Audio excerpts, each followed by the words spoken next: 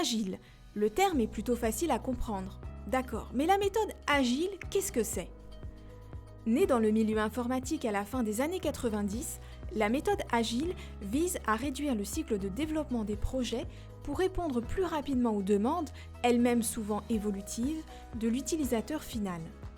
Particulièrement souple et réactive, la méthode s'est vite élargie à la gestion de projets en général, dans les petites comme dans les grandes entreprises.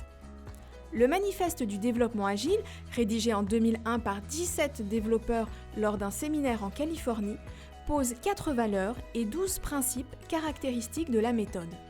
Par exemple, les individus et les interactions plutôt que les processus et les outils, l'acceptation du changement plutôt que la conformité au plan.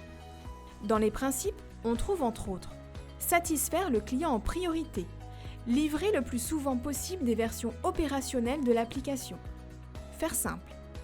Concrètement, comment ça se passe ? Il existe plusieurs types de méthodes agiles. La plus connue et la plus utilisée dans les pays francophones est la méthode Scrum, qui fournit un cadre de travail. Concrètement, le projet est découpé en étapes ou itérations avec des objectifs de court terme. Le développement démarre immédiatement autour d'une équipe de collaborateurs issus d'univers différents dont les rôles sont bien définis.